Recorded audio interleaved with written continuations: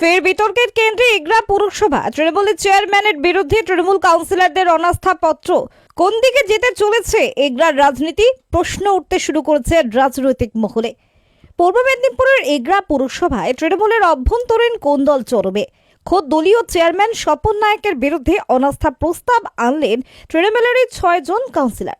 এই ঘটনায় ফের রাজনৈতিক মহলে বিতর্ক ছড়িয়েছে। কয়েকদিন আগে রাজ্য তৃণমূলের পক্ষ থেকে চেয়ারম্যান স্বপন নায়ককে পদত্যাগ করার নির্দেশ দেওয়া হয়েছিল, কিন্তু তিনি সেই নির্দেশ অমান্য করে নিজের পদে বহাল থাকেন। আজ এগরা পৌরসভায় বোর্ড অফ কাউন্সিলরের একটি জরুরি সভা হয়। এগরা পৌরসভার চেয়ারম্যান স্বপন নায়ক বাবু দলীয় নির্দেশকে অমান্য করেছেন। স্বভাবতই তৃণমূল তার রাজনৈতিক লজ্জা বাঁচাবার জন্য অনাস্থা প্রস্তাব এনেছে। এখন গঠনমূলক বিরোধী দল হিসাবে বিজেপি নজর করছে তৃণমূল ভাগবাটোয়ারার রাজনীতি না আগামী দিনে নিজের মর্যাদা রক্ষার লড়াই করছে জানি না, কিন্তু মানুষ যে কোনো কারণেই হোক এই ভণ্ড প্রতারক কাটমানিখোর তৃণমূলকে আর ফেরত আনবে না। তাই যে ভাবনাই করুক না কেন, যতই ছলচাত্রি করুক না কেন, মানুষ এমনকি তৃণমূলের কর্মী সমর্থক যারা ছিল তারাও তৃণমূল থেকে মুখ ফিরিয়ে নিয়েছে। 26-এ এই তৃণমূলের বিসর্জন হবে। আমরা এগরা পৌরসভার ক্ষেত্রেও তার নমুনা দেখতে পাচ্ছি। সভার সময় তৃণমূলের যে 6 জন কাউন্সিলর অনাস্থা এনেছেন তারা কেউই পরিস্থিতি উপস্থিত ছিলেন না, তবে বিরোধী দল বিজেপির 5 জন কাউন্সিলর সভায় উপস্থিত ছিলেন। এর ঠিক কিছুক্ষণ পরে রাজ্য তৃণমূল নেতৃত্বদের নির্দেশে চেয়ারম্যান স্বপন নায়কের বিরুদ্ধে অনাস্থা প্রস্তাব আনা হয়।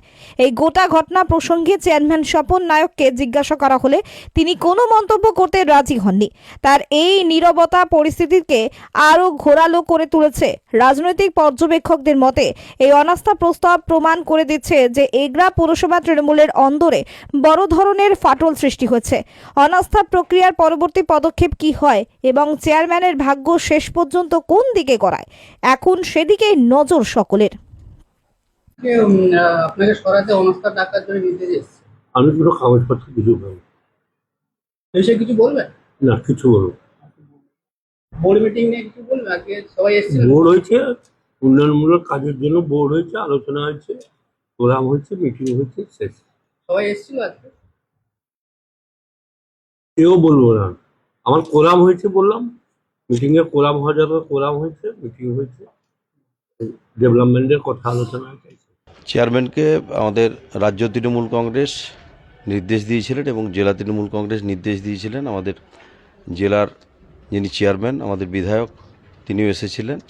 তো আমরা চেয়ারম্যানকে প্রথম বলেছিলাম যে দলের নির্দেশ পালন করে আজকে যাতে তিনি নিজে থেকেই সরে যান। তো সেক্ষেত্রে চেয়ারম্যান কিছুক্ষণ চিন্তা করলেন, চিন্তা করার পর তিনি বললেন যে না, অনাস্থা তোমরা জমা দাও। তাই আমরা অল কাউন্সিলর, আমাদের তৃণমূল কংগ্রেসের আমরা 6 জন কাউন্সিলর স্বাক্ষর করে আজকে অনাস্থা প্রস্তাব আমরা জমা দিলাম আর কি। চেয়ারম্যানের পক্ষ থেকে কোনো বিবৃতি পাওয়া গেছে না, চেয়ারম্যান সাহেব আমাদের সাথে ভালো ব্যবহার করেছেন। তিনি বললেন যে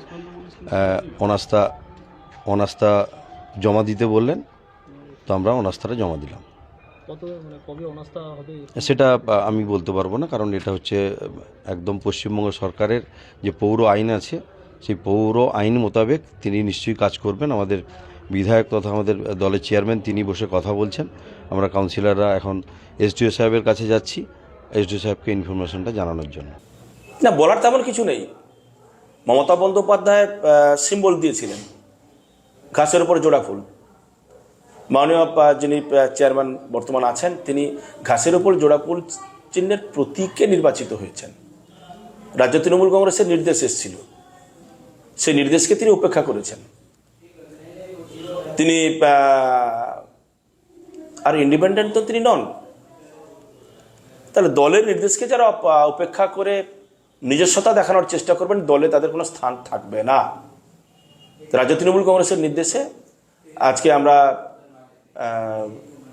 তার বিরুদ্ধে অনাস্থা প্রস্তাব আনার সমস্ত ব্যবস্থা গ্রহণ করলাম। আর আগামী দিনে তৃণমূল কংগ্রেসেরই বোর্ড হবে, যারা নির্বাচিত জনপ্রতিনিধি আছেন তৃণমূল কংগ্রেসের প্রতীকে নির্বাচিত হয়েছে তাদের মধ্যে কেউ না কেউ টেকরা পৌরসভার চেয়ারম্যান ভাইস চেয়ারম্যান হবেন। বলছি নির্ধারিত সময় যে ছিল সেই সময় তো অতিক্রম করেছে, এর কারণ কি ছিল এর পেছনে? এতদিন তো অতিবাহিত হলো কি কারণে? নির্ধারিত সময় বলতে আমরা 10 দিন সময় দিয়েছিলাম, 10 দিন তিনি অতিক্রান্ত করেছেন, পদত্যাগ করেননি, তাই দল ব্যবস্থা নিচ্ছে। এটা দলের কাছে ভাবমূর্তি গেল যে দলের নির্দেশকে তিনি অমান্য করে এতদিন পর্যন্ত থাকলেন। যারা দলের নির্দেশকে উপেক্ষা করে মমতা বন্দ্যোপাধ্যায়কে অপমান করবেন বলে ভেবে বসে থাকেন তাদের দলে কোনো স্থান থাকবে না। আগামী দিনে আরো অনেক দেখতে পাবেন আপনি। চেয়ার পদ থেকে সরে যাওয়ার ক্ষেত্রে কোথাও কি কোনো আর্থিক দুর্নীতি বা কোনো মানুষের পরিষেবা নিয়ে কি কোথাও কোনো অভিযোগ রয়েছিল? রাজ্য তৃণমূল কংগ্রেসের নেতৃত্বরা গত 2-3টে ইলেকশনে যে সমস্ত এলাকাগুলিতে নির্বাচন হয়েছে এবং সেই নির্বাচনে তৃণমূল কংগ্রেস ভালো রেজাল্ট করতে পারেনি, ওইসব এলাকার যারা নেতৃত্ব আছেন তাদেরকে এক এক করে সরানোর প্রক্রিয়া চালু হয়েছে। এটা তার পার্ট। বলছি পৌরবাসীর কাছে কি বার্তা যাবে এটা নিয়ে? এগরা পৌরবাসীর কাছে বার্তা ভালোই যাবে। মমতা বন্দ্যোপাধ্যায়ের সঙ্গে মানুষ আছেন, মানুষ মমতা বন্দ্যোপাধ্যায়ের সঙ্গে আছেন। কিছু মানুষ মমতা বন্দ্যোপাধ্যায়ের সঙ্গে থেকে মানুষের সঙ্গে বেইমানি করছেন, তাদেরকে একে একে সরিয়ে দেওয়ার প্রক্রিয়া এখন চালু করবে। সকলরা কিসের ক্ষেত্রে অযোগ্য থাকলো তাহলে? ভোট ব্যাংক বাড়াতে পারেনি নাকি তার কাজে? ভোট ব্যাংক আপনি পৌর প্রধান, আপনার দায়িত্ব কর্তব্য যে রাজনৈতিক দলের প্রতীকে নির্বাচিত হয়ে আপনি ক্ষমতা এসেছেন, যে দলের দ্বারা আর যার নেত্রী শ্রীমতী মমতা বন্দ্যোপাধ্যায় তিনি মানুষের কাছে পৌঁছে যাচ্ছেন, আপনি থেকেও তার সরকারের লাভাংশ নিয়ে কোনো কাজ করতে পারছেন না, এটা অযোগ্যতার প্রমাণ। জাহাঙ্গীর বাদশার রিপোর্ট, জেবি লাইভ নিউজ।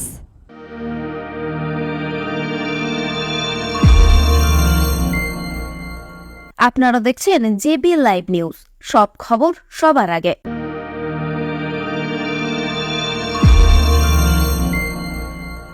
আপনারা দেখছেন জেবি লাইভ নিউজ, সব খবর সবার আগে। নিজেকে ও নিজের পরিবারকে হেলদি ও ফ্যাটলেস রাখতে চাইলে আজ থেকেই আপনার রান্নায় ব্যবহার করুন রাজা ভোজ 100% বিশুদ্ধ খাঁটি সরিষার তেল।